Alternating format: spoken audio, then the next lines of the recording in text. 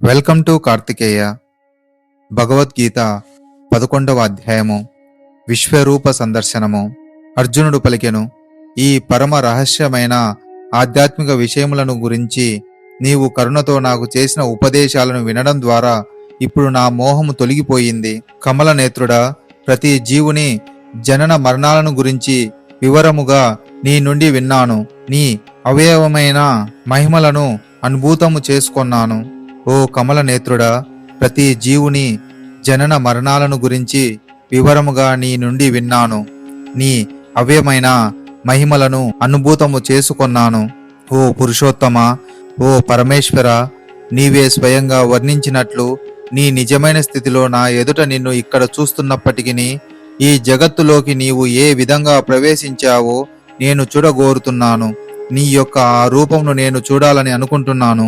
హే ప్రభు యోగేశ్వర, నీ జగద్రూపమును చూపడానికి నేను సమర్థుడనని నీవు తలిస్తే దయచేసి ఆ అపరిమితమైన విశ్వరూపము నాకు చూపవలసింది. అప్పుడు శ్రీకృష్ణ భగవానుడు పలికెను, ఓ అర్జున, పృథకుమార, లక్షలాదిగా ఉన్నట్టి నానా రకాల దివ్యమైన పలు రంగులతో కూడిన రూపములనే నా విభూతులను ఇప్పుడు చూడుము. ఓ భరతవంశ శ్రేష్ఠుడా, ఆదిత్యులను, వసువులను, అశ్విని కుమారులను, సమస్త ఇతర దేవతలను ఇక్కడ చూడవలసింది. ఇంతకు పూర్వము ఎవ్వరూ చూడని వినని పలు అద్భుతమైన విషయాలను గాంచవలసింది. ఓ అర్జున, నీవు చూడగోరేదంతా నా ఈ దేహంలోనే తక్షణమే చూడు. ఇప్పుడు నీవు చూడగోరే దేనినైనా, భవిష్యత్తులో నువ్వు చూడాలనుకునే దేనినైనా ఈ విశ్వరూపము నీకు చూపుతుంది. కదిలేవి, కదలనివి సమస్తము పూర్తిగా ఇక్కడే ఒకచోటే ఉన్నాయి. కానీ ఈ ప్రస్తుత నేత్రాలలో నీవు నన్ను చూడలేవు. అందుకే నీకు నేను దివ్యమైన నేత్రాలను ఇస్తున్నాను. నా యోగ ఐశ్వర్యాన్ని చూడు. సంజయుడు పలికెను, ఓ రాజా, మహాయోగేశ్వరుడైన భగవానుడు ఆ విధంగా పలికి తన విశ్వరూపమును అర్జునికి ప్రదర్శించాడు. అర్జునుడు ఆ విశ్వరూపంలో అనేక ముఖాలను, అనేక నేత్రాలను, అనేక అద్భుతమైన దృశ్యాలను చూశాడు. ఆ రూపము పెక్కు దివ్యమైన ఆభరణాలతో అలంకరించబడి ఎత్తబడిన పెక్కు దివ్యాయుధాలను కలిగి ఉన్నది. అతడు దివ్యమైన పూమాలలను, వస్త్రాలను ధరించి ఉన్నాడు. పెక్కు దివ్య గంధాలు అతని దేహానికి పూయబడి ఉన్నాయి. అంత ఆశ్చర్యంగాను, ప్రకాశమానముగాను, అపరిమితముగాను, సర్వవ్యాపకముగాను ఉన్నది. ఆకాశంలో లక్షలాది సూర్యులు ఒకేసారి ఉదయిస్తే వాటి కాంతి ఆ విశ్వరూపంలో పరమ పురుషుని తేజమును పొందుతుంది. ఆ సమయంలో అర్జునుడు పలు వేలాదిగా విభజించబడినప్పటికీ ఒకే చోట నెలకొని ఉన్నట్టి విశ్వపు అనంతమైన రూపాలను భగవంతుని విశ్వరూపంలో చూడగలిగాడు. అప్పుడు అర్జునుడు దిగ్భ్రాంతి చెంది విస్మయితుడై రోమాలు నిక్కబొడుచుకోగా తల వంచి నమస్కరిస్తూ చేతులు జోడించి భగవంతుని ప్రార్థించడం మొదలుపెట్టాడు. కృష్ణ, సకల దేవతలు, నానా రకాల ఇతర జీవులు నీ దేహములో సమకూడినట్లు నేను చూస్తున్నాను. కమలములో కూర్చున్నట్టి బ్రహ్మను, అట్లే శివుడిని, సమస్త ఋషులను, దివ్య సర్పములను నేను చూస్తున్నాను. ఓ విశ్వేశ్వర, విశ్వరూప, హద్దులు లేకుండా సర్వత్రా వ్యాపించినట్టి అనేక హస్తములను, ఉదరములను, నోళ్లను, నేత్రములను నీ దేహంలో నేను చూస్తున్నాను. నీలో అంతము గాని, మధ్యము గాని, ఆది గాని నేను చూడలేకపోతున్నాను.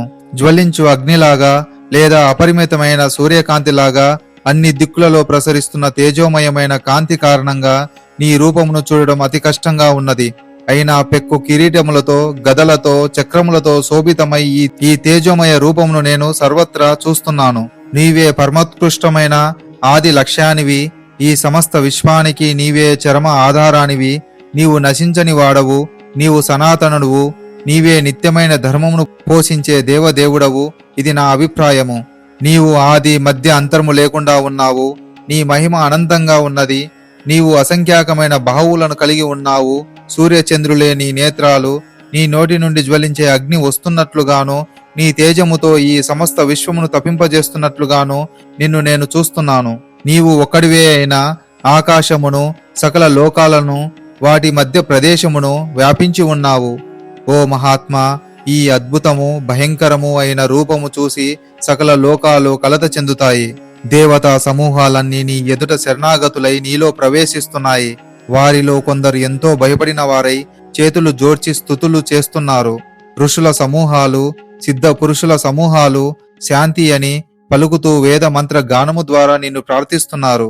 శివుని సమస్తమైన రూపాలు, ఆదిత్యులు, వసువులు, సాధ్యులు, విశ్వదేవతలు, ఇరువురు అశ్వనీయులు, మరత్తులు, పితృదేవతలు, గంధర్వులు, యక్షులు, అసురులు, సిద్ధపురుషులు నిన్ను ఆశ్చర్యంతో చూస్తున్నారు.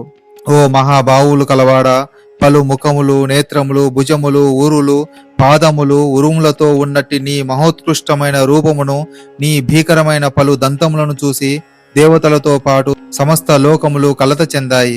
వారిలాగానే నేను కూడా కలత చెందాను.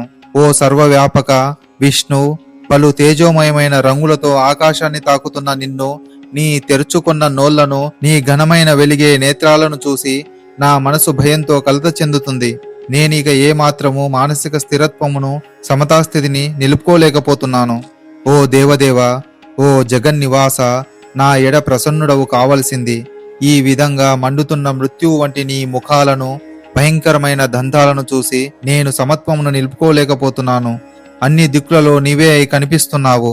తమకు సంబంధించిన రాజులందరితో పాటు ధృతరాష్ట్రుని పుత్రులందరూ, భీష్ముడు, ద్రోణుడు, కర్ణుడు, మా ప్రముఖ యోధులు కూడా నీ భయంకరమైన నోళ్లలోకి వేగంగా ప్రవేశిస్తున్నారు.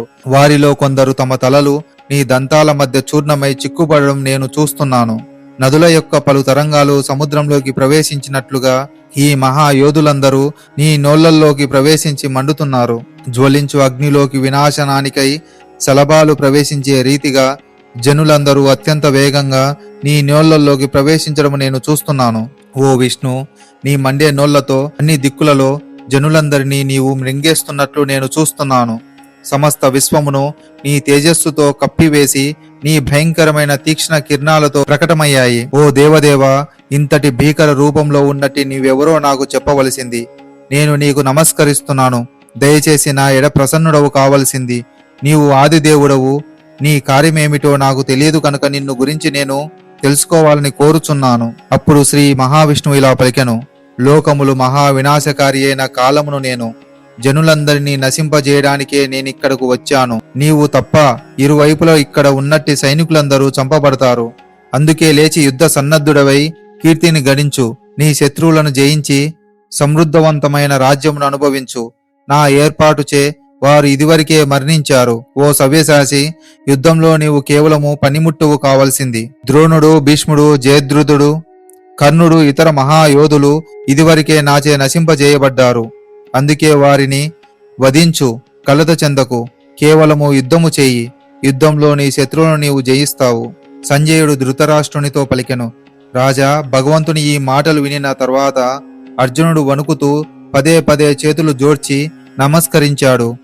గద్గద కంఠంతో అతడు భీతితో శ్రీకృష్ణునితో ఇలా పలికాడు. ఓ ఋషికేశ, నీ నామమును విని జగత్తు ఆనందభరితమవుతున్నది. ఆ విధంగా ప్రతి ఒక్కరూ నీ చుట్టూ అనురక్తులవుతున్నారు. సిద్ధగణము నీకు గౌరవంతో నమస్కరిస్తున్న రాక్షసులు భయంతో అటూ ఇటూ పరిగెడుతున్నారు. ఇదంతా యుక్తంగానే జరుగుతున్నది. ఓ మహాత్మా, బ్రహ్మ కన్నను గొప్పవాడా, నీవే ఆది సృష్టికర్తవు.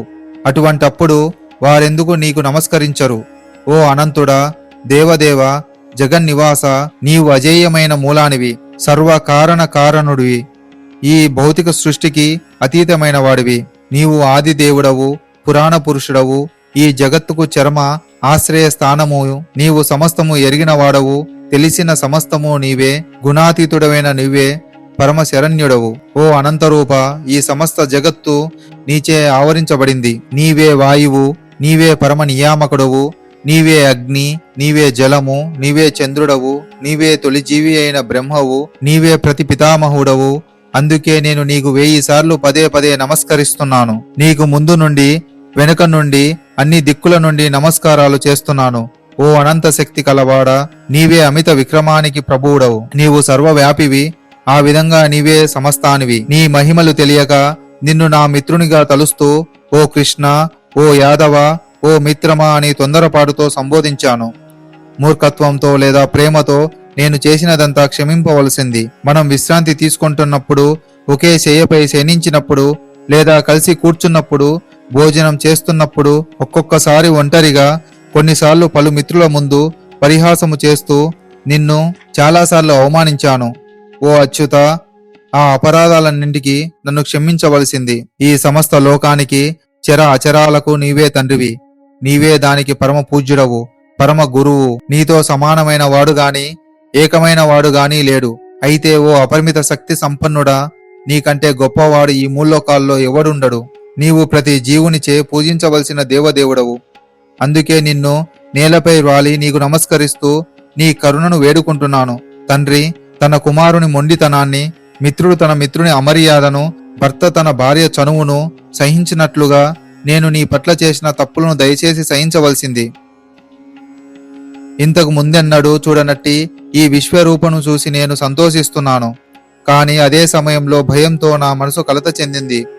అందుకే ఓ దేవదేవ, జగన్నివాస, నా ఎడ కృప చూపి తిరిగి నీ భగవద్ రూపమును చూపవలసింది. ఓ విశ్వరూప, ఓ సహస్ర బాహు, శిరముపై కిరీటములతో, హస్తములతో, గదా చక్ర శంఖము పద్మములతో ఉన్నట్టి నీ చతుర్భుజ రూపమును నేను చూడగోరుతున్నాను.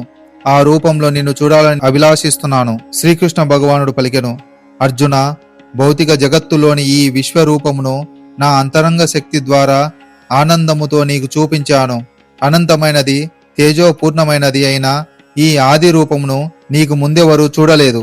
ఓ కురువీరులలో శ్రేష్ఠుడా, వేదాధ్యయనం చేతగాని, యజ్ఞాచరణ చేతగాని, దానము చేతగాని, పుణ్యకార్యాల చేతగాని, కఠోరమైన తపస్సు చేతగాని భౌతిక జగత్తులో ఈ రూపంలో నేను చూడబడనందున నా ఈ విశ్వరూపము నీకు పూర్వం ఎవరూ చూడలేదు. నా ఈ ఘోరమైన రూపమును చూసి నీవు కలత చెందావు, భ్రాంతికి లోనయ్యావు. ఇప్పుడు అది తొలగిపోవుగాక. ఓ భక్తుడా, అన్ని కలతల నుండి తిరిగి ముక్తుడు కావాల్సింది. ప్రశాంతమైన మనసుతో ఇప్పుడు నీవు కోరిన రూపమును చూడుము. సంజయుడు ధృతరాష్ట్రునితో పలికెను. దేవదేవుడైన శ్రీకృష్ణుడు ఈ విధంగా అర్జునితో పలికి తన నిజమైన చతుర్భుజ రూపమును ప్రదర్శించి చివరకు తన ద్విభుజ రూపమును చూసి ఆ విధంగా భీతుడైన అతనిని ధైర్యపరిచెను. ఆ విధంగా అర్జునుడు శ్రీకృష్ణ భగవానుని అతని మూల రూపంలో చూసినప్పుడు ఇలా పలికెను. ఓ జనార్దన, అత్యంత సుందరమైన ఈ మానవుని వంటి రూపమును చూసి ఇప్పుడు నా మనసు శాంతించింది. నేను నా సహజ స్వభావమును తిరిగి పొందాను. అర్జున, ఇప్పుడు నీవు దర్శిస్తున్న ఈ రూపము చూడడానికి దుర్లభమైనది. ఎంతో ప్రియమైనట్టి ఈ రూపము దర్శించే అవకాశము దేవతలు కూడా నిత్యము కోరుకుంటారు. నీ దివ్య నేత్రములతో నీవు చూస్తున్న రూపము వేదాధ్యాయము చేయగాని, కఠోరమైన తపస్సు చేయగాని, దానము చేయగాని, పూజ చేయగాని అర్థము కాదు. మనిషి నన్ను యథార్థముగా చూడగలగడానికి ఇవి సాధ్యములు కావు. అర్జున, కేవలము అనన్య భక్తి ద్వారానే నీ ముందు నిలబడినట్లుగా నేను యథార్థముగా అర్థమవుతాను. ఆ విధంగా ప్రత్యక్షంగా చూడబడతాను. కేవలం ఈ రకంగానే నీవు నా అవగాహన రహస్యాలలోనికి ప్రవేశించగలుగుతావు. ఓ అర్జున, కామ్య కర్మలు, మానసిక కల్పనమనే కల్మశాల నుండి విముక్తుడవై నా విశుద్ధ భక్తియుత సేవలో నెలకొనేవాడు, నా కొరకే కర్మ చేసేవాడు, నన్నే తన జీవిత పరమ లక్ష్యంగా చేసుకునేవాడు, ప్రతి జీవుని ఎడ మైత్రితో ఉండేవాడు నిశ్చయంగా నన్ను చేరుకుంటాడు. శ్రీమద్ భగవద్గీతలో విశ్వరూపము అనే 11వ అధ్యాయానికి భక్తి వేదాంత భాష్యము సమాప్తము.